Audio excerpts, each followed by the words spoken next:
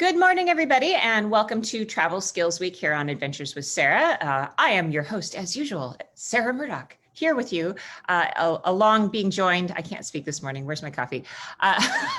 Being joined this morning by I haven't been drinking anything other than coffee, but I'm being joined this morning by one of my favorite people in the whole wide world, the travel file, Trish Feaster. Good morning, darling, how are you? Morning to you. My brain feels like what your mouth is doing, though. Thanks. That's definitely what I feel like. This is going to be too much information for everybody, but so what? We're all friends here, right? So the hot flashes, which have been happening for the past, I don't know, 4 or 5 years or so, in the last couple of days have just been utterly ridiculous. So I'm not sleeping through the night. And I feel like I'm sorry. okay. And so if I start like doing this during the show, just don't mind me. I remember a tour I did a few years ago. We had the hot flash zone on the bus because the very front of the bus was super cold. Because if we didn't keep it super cold, the back of the bus would be too hot. So it was the only way to kind of regulate that. And so there were a bunch of women who were like, I have hot flashes, I'll sit in the front.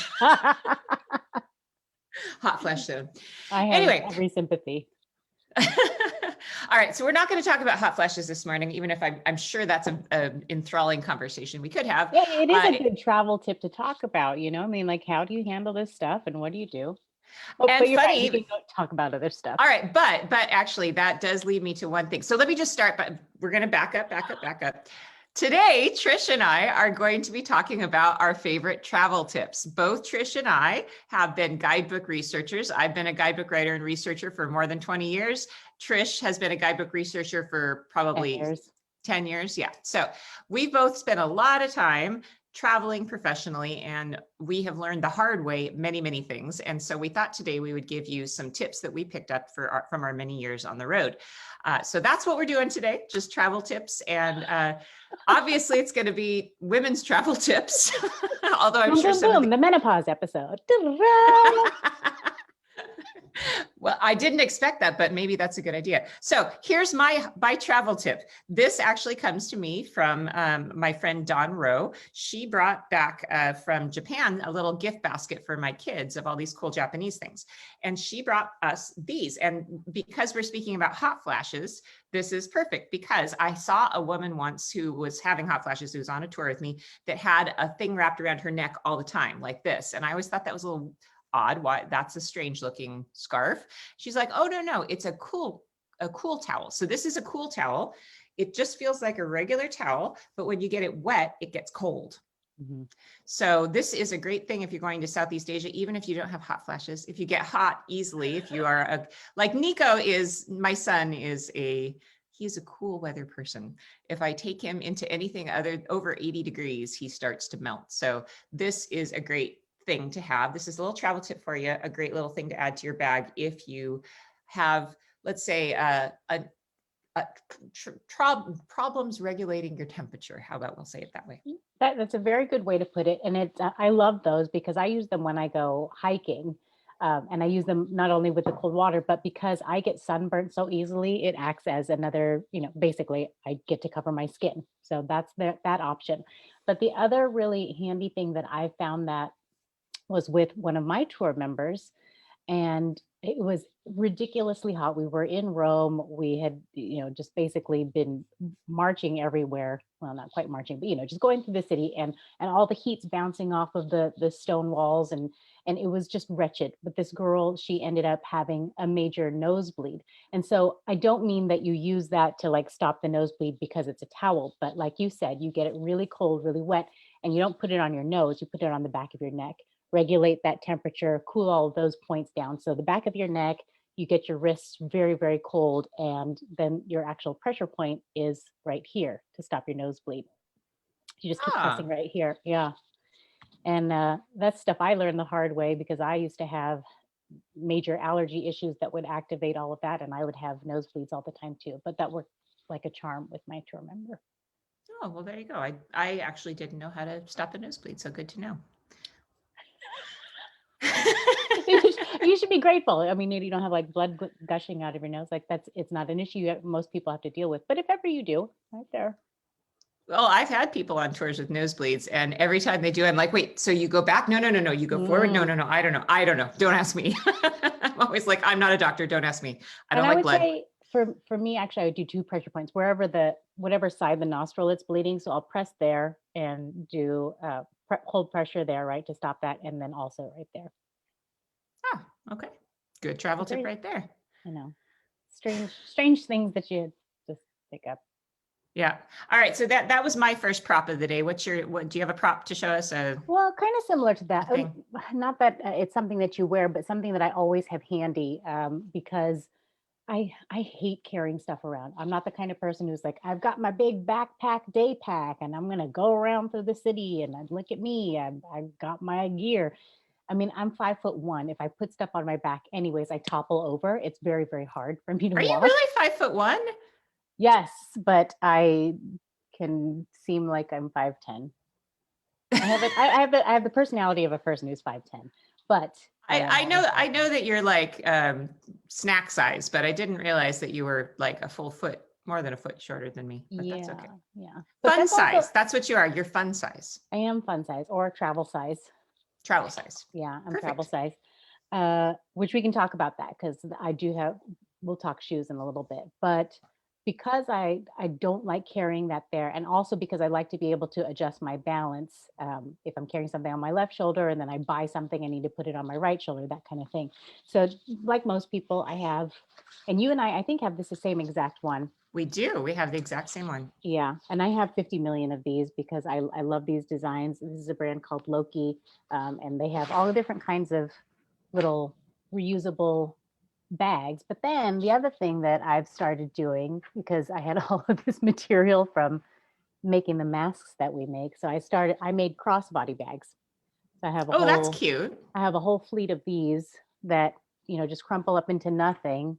They're super sturdy. They've got pockets on both sides inside. And so that's really smart. So the idea that she's getting at here that is, I love that one with the Paris. That's really cute. Yeah.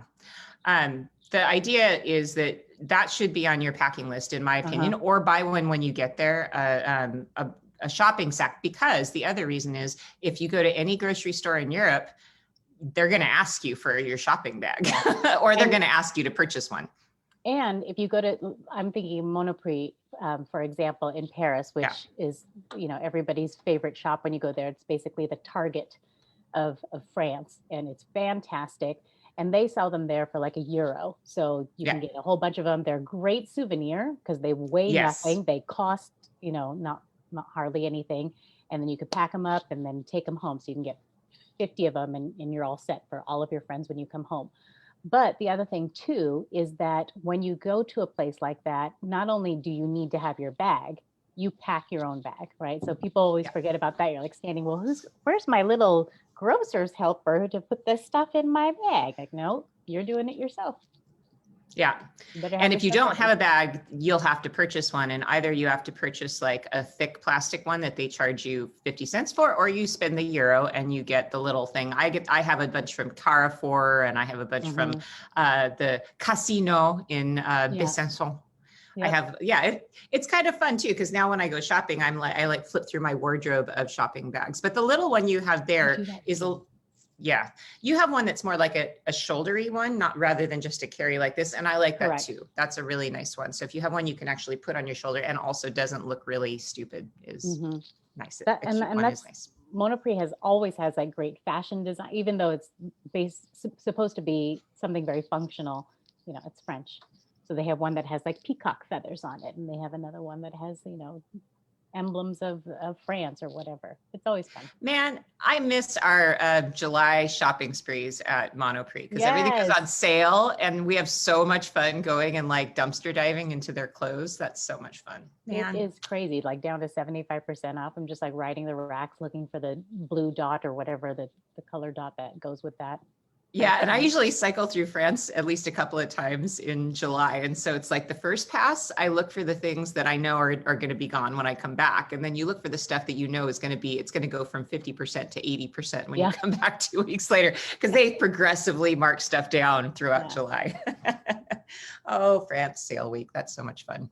That's a good tip, by the way. That's a good travel tip to let people know. If you are a shopper, I know not everybody is, but if you are a shopper, just don't bring anything with you when you go in July, because everything's on sale in Europe in July and it is a hoot to go shopping. I bought some beautiful clothes I could have never afforded otherwise at shops in Paris and also Italy too. I mean, it's all over Europe.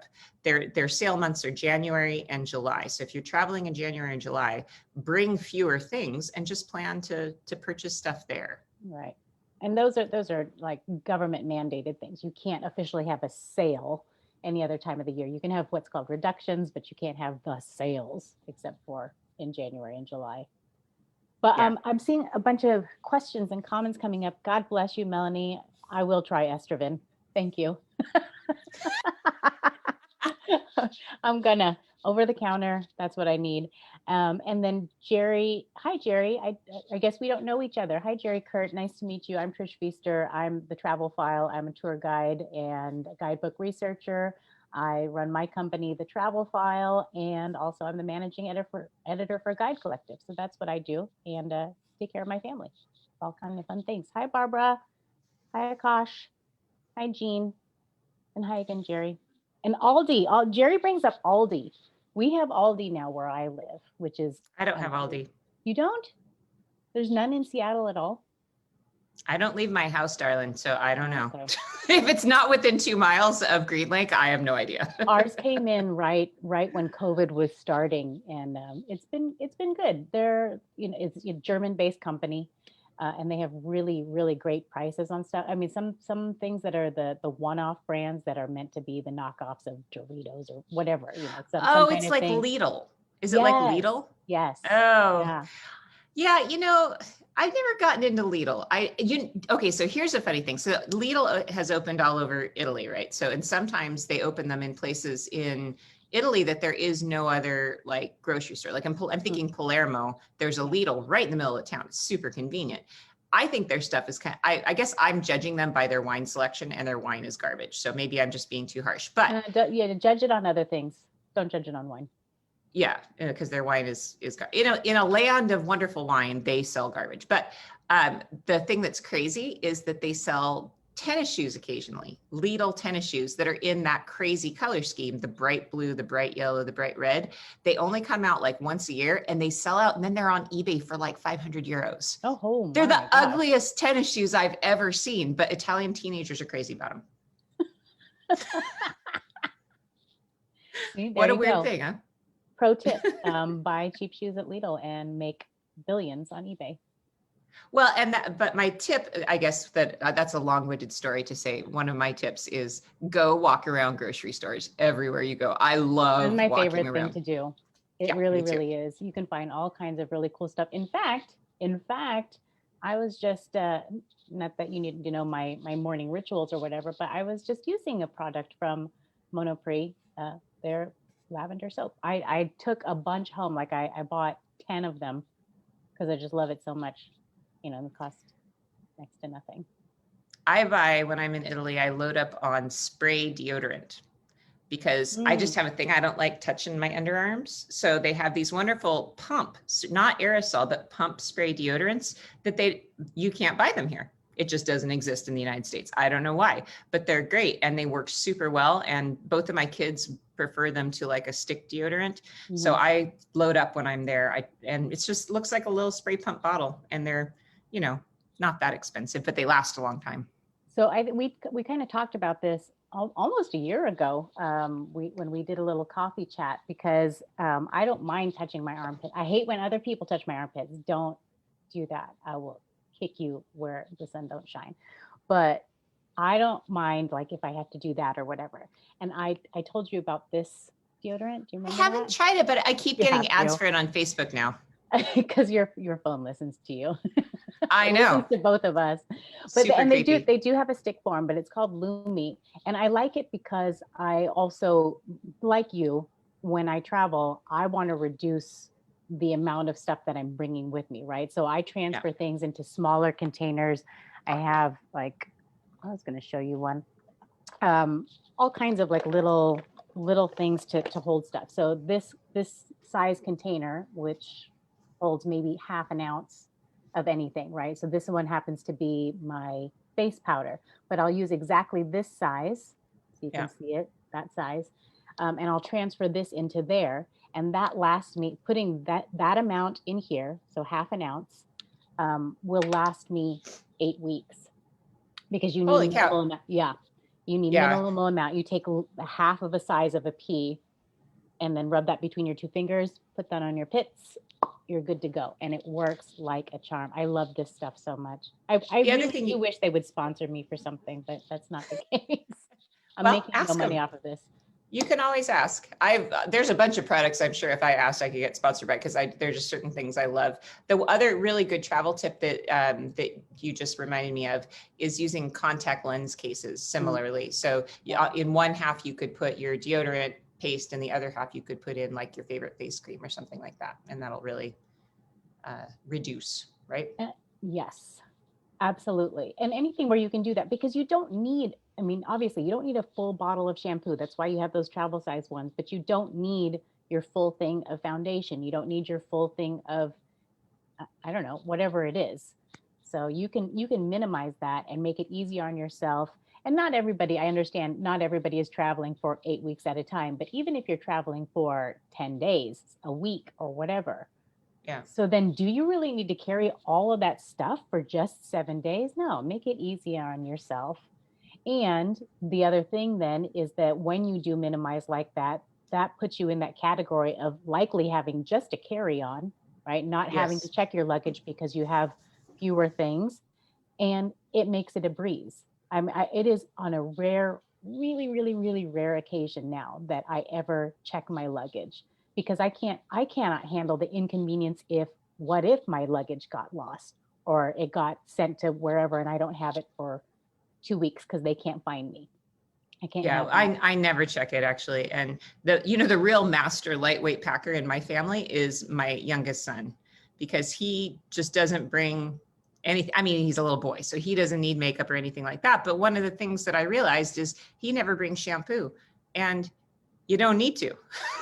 It just never occurred to me. He's completely right. You don't need to bring shampoo, because unless you're staying in a hostel, there's always shampoo in every hotel you're ever going to stay in. So there's a bunch of stuff you can always just choose not to bring. So shampoo's one. There's always like lotion in every hotel room that I think I've ever stayed in.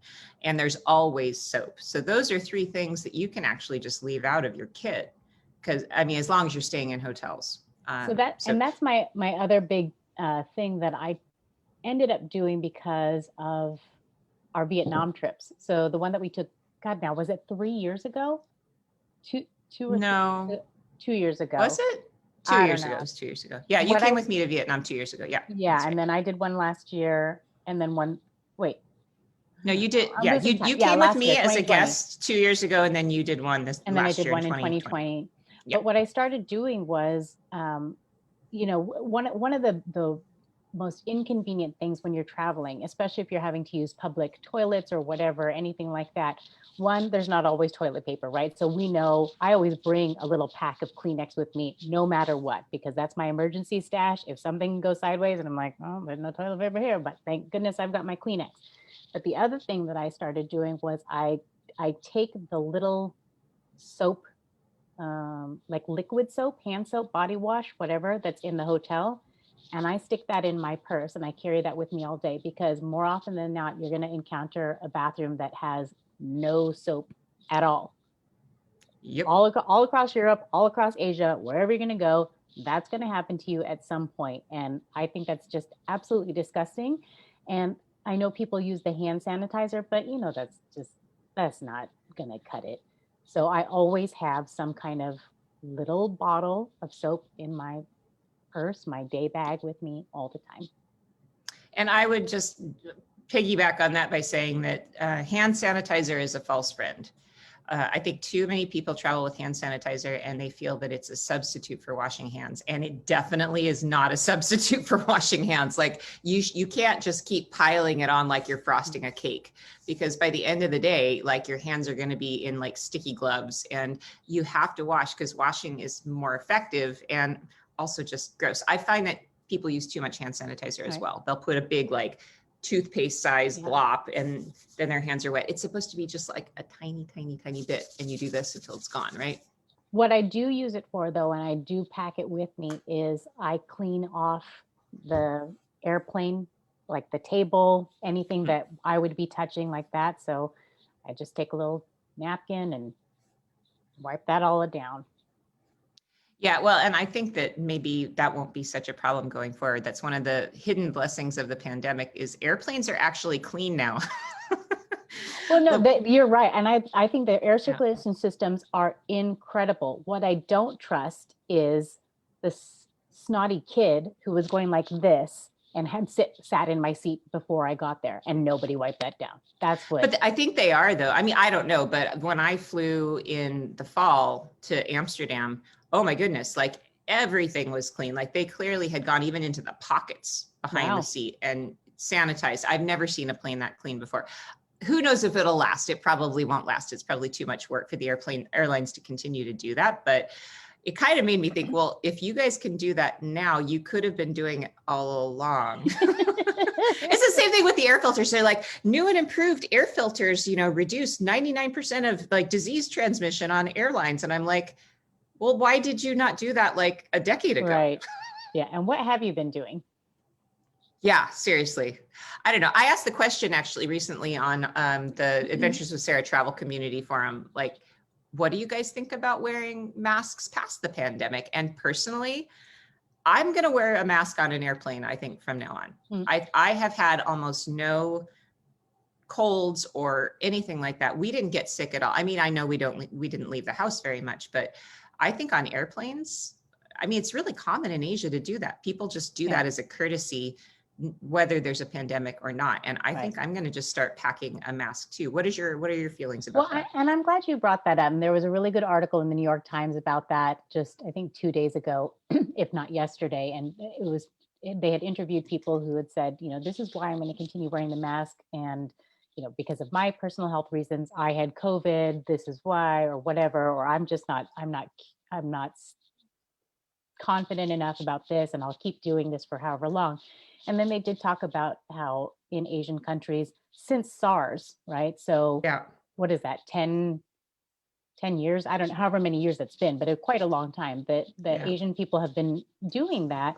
And it isn't a stigma kind of thing. It was for us when we started seeing it. I mean, when I started seeing Asian travelers in Europe who were doing that, I have to admit that I was, what are you doing? Like, it's perfectly fine. You don't need to do that. But what I wasn't taking into consideration, very selfish on my part, was maybe that person is just being courteous to somebody else. Maybe they don't feel all that well and they're trying to block whatever they have going on. And so there isn't that kind of politicization that happens to seeing, well, it's just a matter of health, right? It's a matter of science. It's a matter of not transmitting something because you've blocked it, or not receiving something because you've put another barrier on it. And it's just like, that's what it is. And so for me too, I think I'm in the same camp with you about probably wearing it while I'm on the plane, because that just kind of wigs me out. I don't know how long I'll keep doing it after all of this kind of starts to settle down, but I know that I'll be wearing it longer than a lot of other people. Yeah, I think that just might be in my bag from now on, especially because sometimes you just get into an environment where you're in super close contact with other people, whether that's like maybe a crowded bus in Rome or whether that's an airplane or whatever. I think it's not a bad thing just to have. It doesn't weigh anything, just stick one in your bag. And if you feel the need to wear it, like that would be, and especially traveling in the wintertime, I think that would be really smart in the wintertime to do. Yeah. So couple of questions that are coming up. So I just want to look at those again. Just basic questions going back. So Flo was asking about how do you spell Monoprix? It's Monoprix. So one price, Monoprix.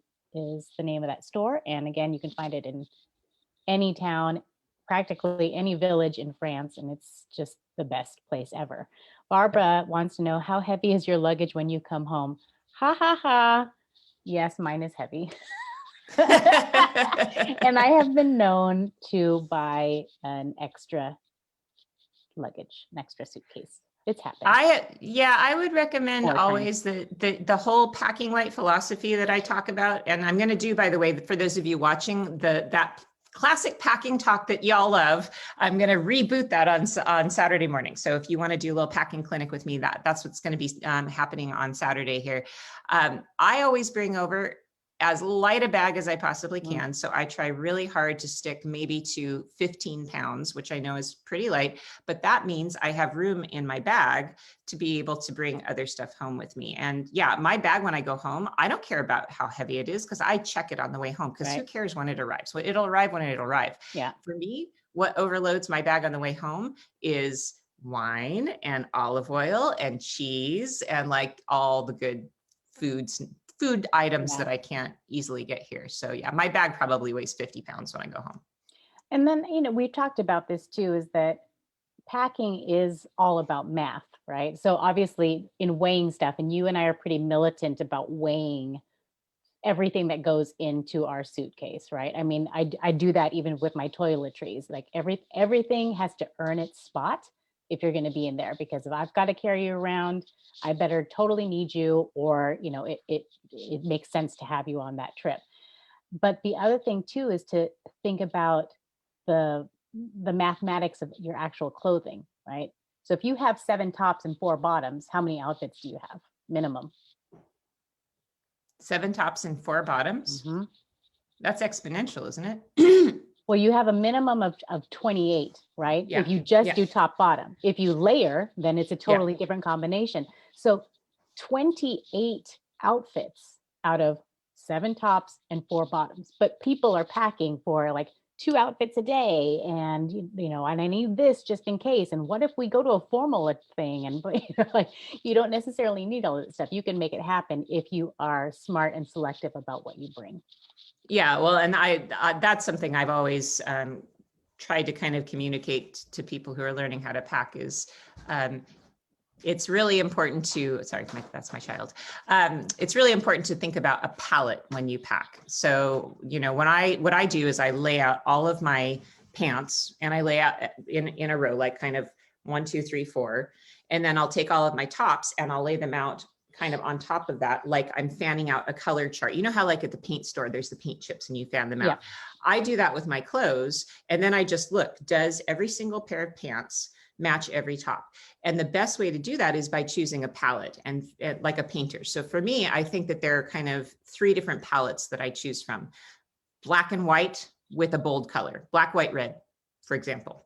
So everything is either black, white, red, or something that goes in that sort of zone. Another one is like browns, like you have beige pants, brown shoes, stuff like that. And then one color for pop, like maybe a blue or something like that.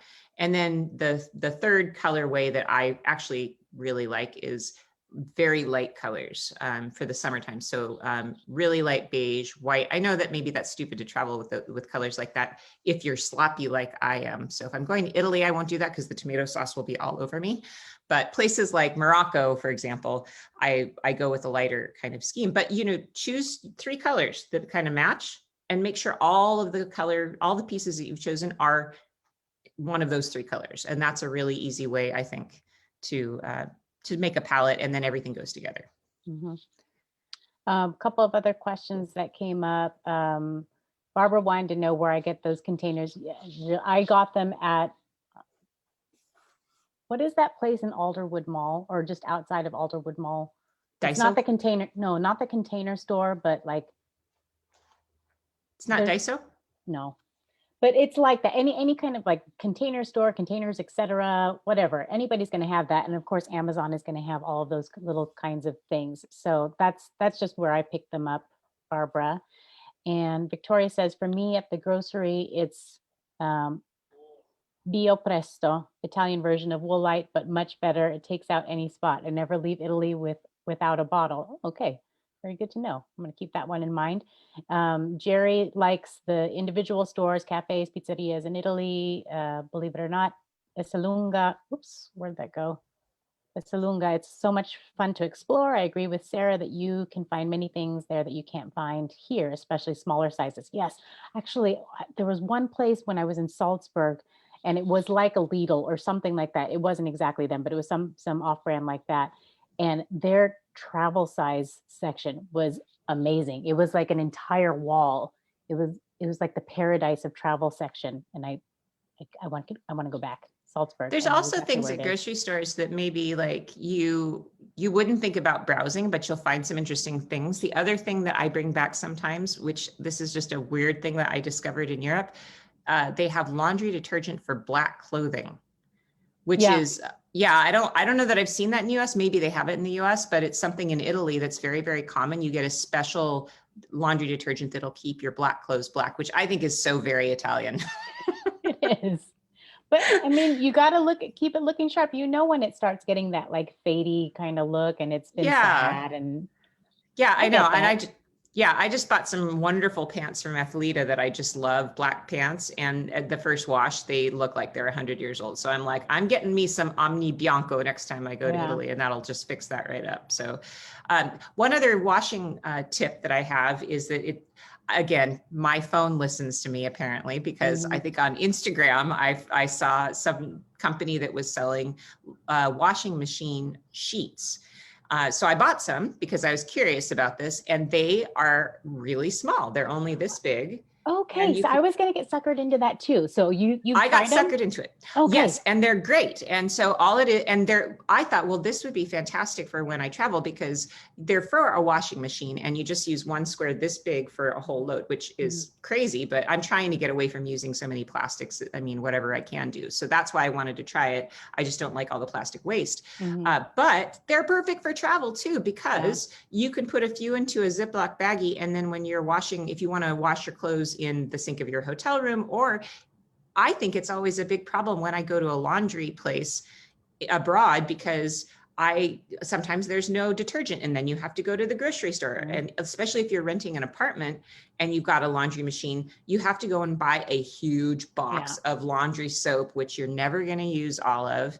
And you just wasted €6 because you can't get a smaller, whatever. So anyway, that's my hot tip for today. Buy those little laundry sheets that are tiny, take 3 or 4 with you, and then you're ready to go. I'm so glad that you tried those, because I am really exactly the person who an infomercial is designed for. Like, that's just, Me too. I'm Gen X. I'm a latchkey kid. That's what I watched. That and AMC movie classics. That was my entire upbringing. Infomercials and AMC. Well, it's pretty sad. Well, not sad, but also creepy about how your phone can very much predict what it is that will appeal to you. But on the other hand, it's good, because that's a product that I was really happy to find and use. So good and bad. But yeah, I've also seen, by the way, little tiny sheets. I got them from Lewis and Clark, which is a very inexpensive travel brand, that were, again, the tiny little sheets of soap, and not for washing, but for like hand soap. Which I thought was really good too. The only problem is you really got to keep them in a Ziploc bag. They come in a little case, but put them in a Ziploc bag, because if any moisture gets in there, it's all over. So it's a good idea. A couple more questions that come in. Jerry is asking, am I from Vietnam? No, I'm from California. My parents are from the Philippines, but I'm born in San Diego, California. In fact, I just wrote an article about it, so you can check that out pretty soon.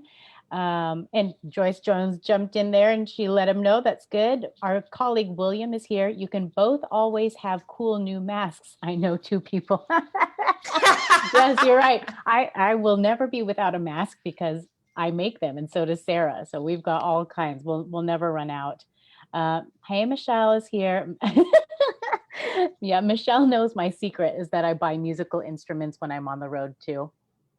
We were in Cambodia together, because we were in Cambodia and we were at Angkor Wat, and there was somebody playing a string instrument, right? So it's 2 strings, 2 wires, and the person was making beautiful music and doing all kinds of stuff, doing like classical stuff, was doing contemporary pop kind of things, but all on this 2-string instrument. And I got suckered in and I bought one. How did But you when get I that play, home? it's very skinny, so it's only 2 strings. So the width of the, I don't even know what it's called, but whatever the bar thing, the wood thing, I don't play, obviously I don't play string instruments, is maybe that wide. And then the resonant portion, where you would actually play and then you have that reverberation, was probably like this big in diameter. And the total length was maybe, I don't know, 2.5 feet. So I just stuck that in my big work bag with the little nubbin sticking out, and it worked just fine. But when I play, it sounds like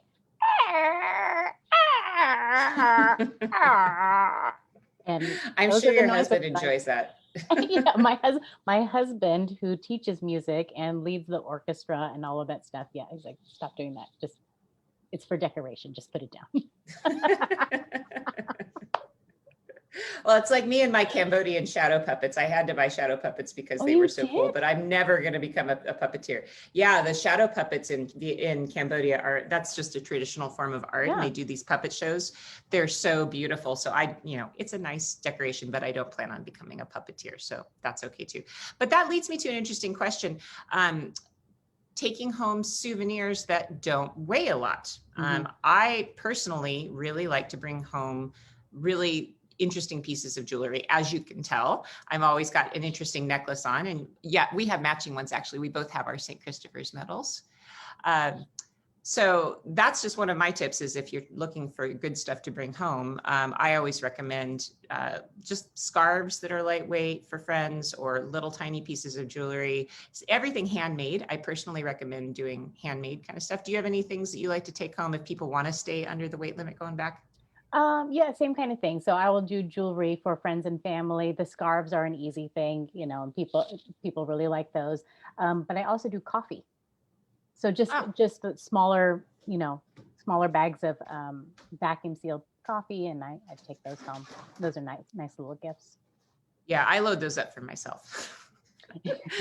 Because the coffee, well, I mean, my favorite coffee is, I like to buy the Lavazza when I'm in Italy. Yes. And here, if I buy it at like Fred Meyer, it's $15 a bag. But at, the regular Carrefour or whatever in Sicily, I can buy it for €3, the same coffee. So it's just good to know what's expensive here and cheap there, I also like doing like little cookies or crackers that are unusual, or just that you couldn't find around here. And there's one called Principe that is really yummy, and it has a blue package, and it's basically just shortbread with chocolate around it, and I love those. And then there's another one that's also similar, also a shortbread cookie, and it's enrobed in chocolate, and it's called Filipinos. So I buy that just because Filipino. Just a random thought, it's super weird. The other day when a picture of you popped up on Facebook in my notifications. It did? Well, no, I looked at my notifications and it was something like Trish Feaster, blah, blah, blah, travel file. I think you were live or something. The notification under that was my sister. And it said my sister added new pictures to her Facebook page. You guys look exactly the same.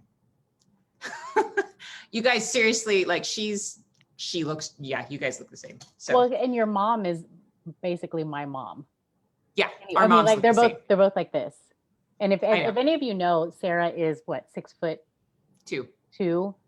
Her mom is 5'2", maybe 5'0". My mom is 5. She says she's 5 feet, but she's 4'11" and shrinking.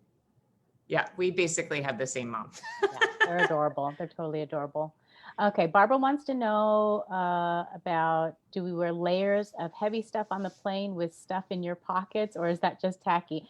No, I don't. I mean, I don't think that's tacky. It is definitely a way of getting around, putting stuff in your bag. Yes, my jacket.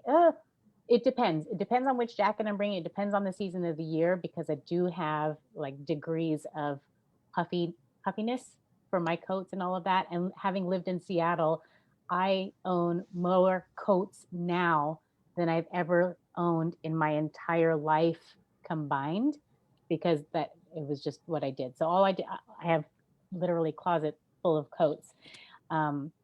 And I have different layers of them. So I have like my windbreaker, which I can just, crumple up and put in a thing or whatever. I have my little like waist cropper jacket, and then I have the long one. So I bring all of that stuff with me, and I will tend to use, if I have my big coat, I use that as a blanket. So that's I do physically carry it on. I just drape it over my arm. And then when I get in my seat, I kind of cocoon myself in that. It's like having a sleeping bag, and I'm just all cozy. And then the I other thing that I do is with my smaller jacket, I use, this is not the right size, but just one of these kind of bags, just like a packing bag, whatever. This is made out of nylon ripstop, but slightly bigger than this. Um, I will fold that up, put it in there, and then that's my pillow. So I don't bring a travel pillow. Um, I use I that. bring my full size pillow because I don't know how you do that.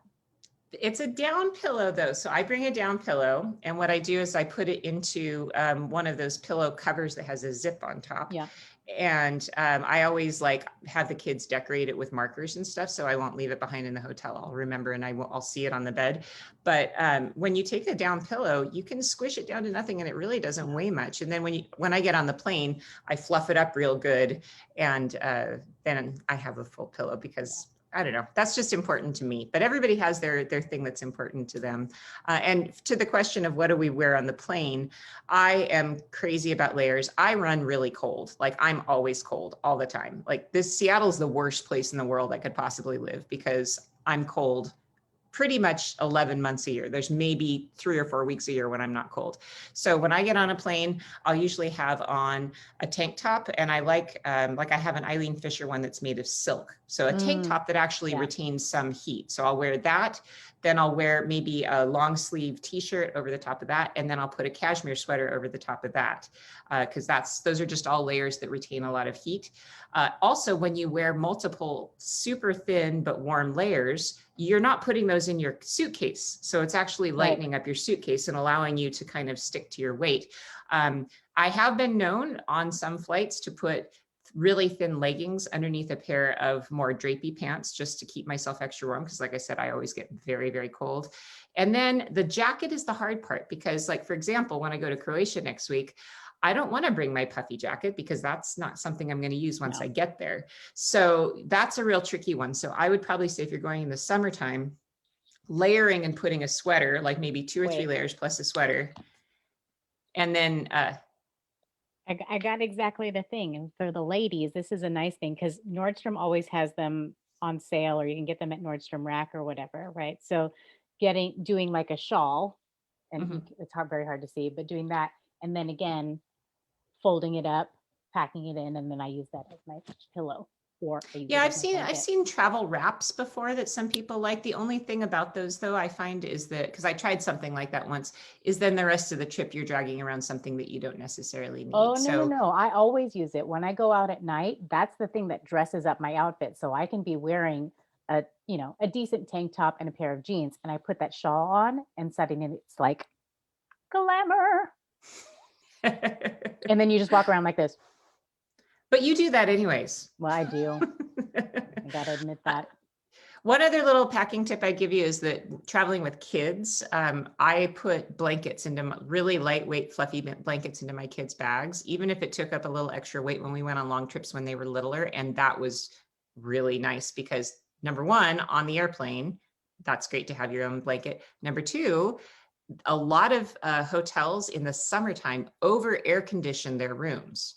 And it's really hard to turn down the air conditioning. And they have really thin, like in Italy, you know how Italy never has a thick bed cover. It's always like a tablecloth that's on your bed in the summertime. So I like to have a blanket like that. So that was nice for the kids. It was very comforting for them. The new thing that I got was when I was in Vietnam. So Michelle, I know you're watching, and I don't know if you guys found anything like this when you were in Thailand, Sarah, with Michelle. But in Vietnam, they like on any street, you're going to find these little shops, not only where they sell clothing, but they always talk about their silk, right? So they've got little silk, essentially sleeping bags, which is just, it's the width of a sleeping bag, but it's just like a sateen kind of silk type of thing. And you can put yourself in it, You can use that as a blanket. You could use it as a sleeping bag, but it worked great when we were doing the overnight train travel. And then I found that it was so comfortable and so soft and so cozy that I was using it at every hotel that I was going into. Yeah, that's a really good tip. There's a comment. What do we think about this new article that came out about weighing passengers before they get on an airplane? I just think that's a bunch of garbage because you're not getting me on a scale. Like, I'm sorry, that's never going to happen. And I think that every single woman in the United States would say the same thing. Don't you think? I think it's just wrong. I can't even believe that this is a thing that's being considered. Like that just should not happen. No. No, and it's discriminatory. And what are they going to do? Are they going to, if you weigh too much, are they going to move you to a different part of the plane to balance out the weight or something? I cannot see that would be, in my opinion, would go against so many discrimination laws. I can't imagine that that would ever go anywhere. So I read that too the other day and I just laughed when I saw it. I'm like, okay, that goes in the file with the time that Ryanair tried to develop standing room only airplanes. Did you ever hear about that? No. No. Yeah. Ryanair was trying to develop standing room only planes where you'd sit on basically like a bicycle seat and you'd stand and they would strap you in standing. So does that just makes me wonder, do the Ryanair executives just sit around and go, what can we do to remove all dignity from humanity? Go. Oh, the other good one was pay bathrooms. Ryanair tried I to remember that. pay bathrooms. Yeah. So yeah, Ryanair, I have to say, you gotta love to hate them. That's the problem with them, is that they have their place, cheap, but and if you can game the system with them, right? Like you do your early check-in so that you're not checking in at the airport counter, because that's an extra $50 if you do that. And if you just like wear all of your clothes. That's what I've done. I did that. Did I not tell you? I literally did that once. I went to check into my flight and they were like, oh, your bag is over by 2 ounces. I mean, it was something stupid. And I'm like, we'll see about that. I actually done this twice. I went into the bathroom in the airport in Palermo and I put everything on. I put on like 6 shirts and 2 sweaters, 3 pairs of socks, 3 pairs of pants, put on my coat and stuffed every single pocket of my coat with shoes. I had a pair of shoes, my toiletries kit in the other pocket. So the moral of the story is, when you go to buy a travel coat, make sure it's got big pockets. There you go. There you go.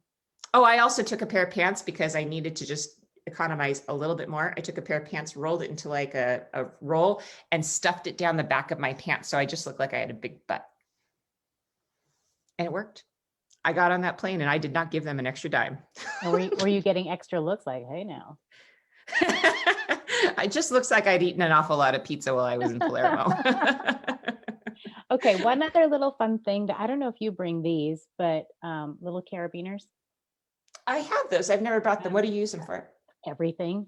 I clip all kinds of stuff to my bag. So like, if I'm carrying extra groceries, and it's too hard on my shoulders, then I'll clip that onto another bag that I'm already holding. Like that's a crossbody bag. Any kind of thing. Like even just if I have whatever keys or some kind of something, I'll always clip stuff. And that's a good idea. Yeah, I love them. I have several of them. Like I'll have two on one side of my bag and clip different things, and then it's easy for me to get to. That's a really good idea. I think I had a carabiner I brought one year because I had a metal mug that I was carrying because I brought a like heater to make coffee for myself in the morning. So that I clipped it to my bag that way. The other thing that reminds me of is twist ties. Yeah. When you get those little twist ties with the metal in them, which you don't get those, I don't think, as much as you used to, but when I do see them on any kind of product that I get, I hoard twist ties because those can come in handy for a million weird things, whether it's like you're check. I like, if I have to check a bag, I'll take a twist tie and that's how I'll secure the zippers, because, if TSA is going to get in, TSA is going to get in, but it keeps it from opening on its own, And then along that line, that's why I always bring extra hair ties. Same kind of thing, because you can use those to cinch up all manner of stuff. And then the other thing I use are the like the paper clips that are this kind, when you fold over like that. And what I do is I put my earbuds like I loop them around my hand. Like if I did this, right? So I'll do that and I'll secure it. And Yeah. then I put it in between there so it holds. So you don't Ah. actually clip the wire, but you clip it in between this thing. And then because it has this, oh, look, my carabiner. Oh, And then look I at can that. always find it because I'm always digging through my bag. Like, where the heck did I put this? And it's just right there. So one other thing I wanted to ask you about what your strategy is that when I started researching guidebooks 20 years ago, I very much remember my first day on the job. I'd walked 15 miles in Rome doing all this stuff, and my feet felt like they were on fire when I got back. My feet hurt so much. And over the years, because of that, because of the amount that I walk in my job, I have developed a lot of strategies to save my feet. And I think that most people, especially if you're more sedentary, you have an office job, the amount of walking you're going to do when you travel is so much more than you're used to. So just a couple of my tips, and then I'd like to hear your tips. One is in anticipation of going, try to start walking every day, a mile, 2 miles, 3 miles, like keep ramping up, because most people will walk 10 miles a day when you're traveling. So ramping up to get your feet ready for that, but also get really good insoles for your shoes. Be sure you buy shoes that will accept good insoles. And I like either the Dr. Scholl's gel ones or the ones called Super Feet. And those have absolutely improved my life. What are your tips? I use the Dr. Scholl's for women, and it's the one that's in like the pinkish purplish package. So those they're even when I'm not traveling, they're in all of my shoes, except for my running shoes where I have special orthotics that go in there that are designed for that. But otherwise, everything else, unless it's like a flip flop or an open toed shoe or something like that, but everything else, they've all got that. I should own stock in Dr. Scholl's. But I don't. And then for people who are looking for kind of a sandal, you just really should invest in good walking sandals. Don't bring something that just is okay. You need to bring something that's really good. I know a lot of people like the bionic flip flops that have the arch support. I usually like to go with Echoes or something, and I will be posting a travel shoe spreadsheet over the weekend, but just kind of thinking about that. The other thing is, what happens if you get a blister? What do you do if you get a blister? I cry. No, I mean, I knock wood, that almost never happens anymore because, like you said, I'm always breaking everything in well before I go on my trip. So that's generally a non-issue. But when that does happen, I have my little, like you, you have your box of awesome, and I have a little tiny bag of awesome with all of these little things, Band-Aids, moleskin, whatever. And so I'll cut a piece of moleskin and put that on there. Or the other thing that I really like is the now that only the French word is coming to me, the ampoule, but it is that kind of bandage where it'll have a barrier so that it's not really touching the blister itself, but it gives a protective cushion around it so that you're not chafing. I think they call them, I've never bought them in the US. I think they're called plasters. Yeah, I think that's what they call them. Anyway, so those are really good tips. I would say for the best way to deal with the blister is to just not get one to start with. And actually, if you have new shoes and you're worried about getting blisters, just preemptively put a big Band-Aid on the back of each of your heels, because that's a really good way to just make sure that doesn't happen. One comment that my friend Michelle made is about compression socks. And I am a huge believer in compression socks. I had never tried them until about maybe 3 years ago. Absolutely love them. And I got them actually because I had kind of an emerging varicose vein that I wanted to keep from actually becoming a varicose vein. So I started wearing them for that reason. But holy cannoli, they actually make you feel better because it keeps the blood from pooling in your feet. And I actually have I passed out on planes like 3 times. Really? I have incredibly low blood pressure, and already, like right now, I have the blood pressure of a corpse. And so when I get on a plane and the blood pools in my feet, I just start kind of like getting a little bit, And I have been laying in the galley with the oxygen tank on the plane several times. I know that about you.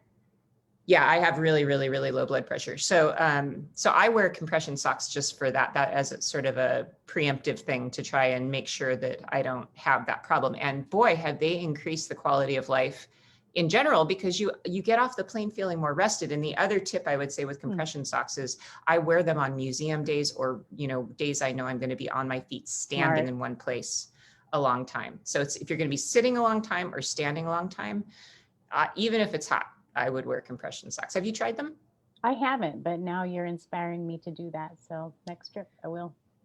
Yeah, they say that, I think the research on it is that basically when you do the compression socks, it helps the blood to return to your heart more. And especially women that have had kids and that are over the age of 40, we typically have a harder time getting blood flowing around our bodies for whatever reason. This is just what my doctor told me. She said that once you've had kids and once you're over 40, your heart just has to work a lot harder and the blood wants to pool more. So that's why I started wearing them, because my doctor had suggested it. And man, game changer, big time. Some people wear the compression leggings too. Like if you really do have circulation issues, you can get full leg leggings that go all the way up to your hips. And I have heard that that is magnificent for making you feel well rested when you get to your destination. Okay, I'll look for those. And then we've got a couple of people who are putting in different brands that they recommend. So thanks everybody for chiming in with all of that fun stuff. What else? Oh, I know. So we were talking about souvenirs, but then also what do you bring? So I started making earrings. I told you about that, right? Yeah. And because I love, when I travel, that is the accessory, right? If I again am only bringing 7 tops and 4 bottoms or whatever it is, where I change up is what's all happening here. Yeah. And so but I don't like bringing heavy stuff, and the stuff that I find in the stores, not necessarily my favorite. So I started designing some things. I have those. Oh, those are really cute. A lot of fun.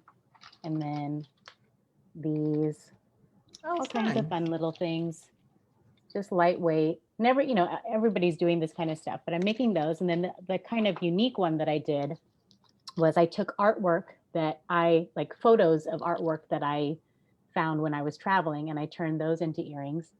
Oh, so that's blub. It is blub. So it's the girl with the pearl earring, but those of you who have been to Florence, you'll know of the artist Blub. He's a street artist, and he'll take a well-known painting and then he basically puts them in an aquatic situation. So the girl with the pearl earring is wearing scuba goggles and all kinds of stuff. And there's some Pantheon earrings that I made. Fun. Yeah. So just a little lightweight. Those are the things that I take around with me because they don't weigh anything. Yeah.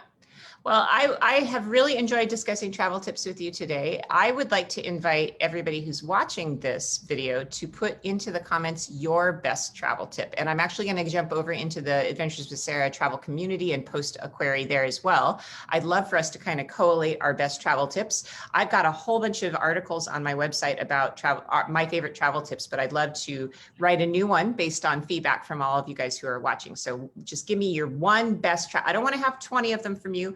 Everybody, what is your number one best travel tip? And I either put that in the comments here or in the post in the travel community. If you're not in the Adventures with Sarah travel community, it's just a Facebook group, kind of a closed group. So please go ahead and ask and I'll let you in. It's a really fun place for us to discuss travel that's outside of the bounds maybe of what I'm doing on programming here this week. So Trish, that leads me to that question. What is your number one top travel tip? Oh God, to be honest, I wasn't even prepared for that question. Even as you were like teeing that up, I wasn't. I think that's pressure. The one best, I'm gonna have to come back to you on that. And it's such a cop out because it is a total cop out. All right, I'll just give you my number one, like best travel tip ever. I mean, it's the same one always. Don't check your luggage on the way over. That's my travel tip. Do not check your luggage on the way over. You need to carry your luggage on always on the way over if you can. Okay. And then mine is the kind of like existential travel tip is that you need to pack an open mind.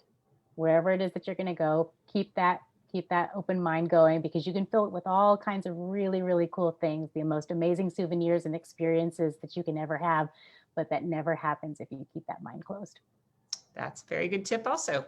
Excellent. Well, thank you so much, Trish, for joining me today with all these great travel tips and lessons learned from our lives on the road. Again, thank you guys for watching out there. And if you would like to post a travel tip on this thread, go for it. And I'll jump over into the community in just a second and post a question over there as well. So thanks so much for that. And then tomorrow, just a note on programming, we're going to be joined tomorrow by you by four of my favorite travelers that I've ever had as guests on my tours, single women who travel a ton and are super experienced, more experienced than I am actually in some ways. And we're going to talk about women's travel tips. And then Friday, Reed and I will be doing our cocktail hour slideshow on travel skills. So thank you so much, Trish. And you can find Trish if you don't know her. I can't imagine you don't know her, but if you don't know Trish, you can find her at the Travel File, and you should follow her on all of her socials, and you can find her website at thetravelfile.com. Thank you, darling. You're a gem. Love you. Love you too. Talk to you later. Bye, everybody. Bye.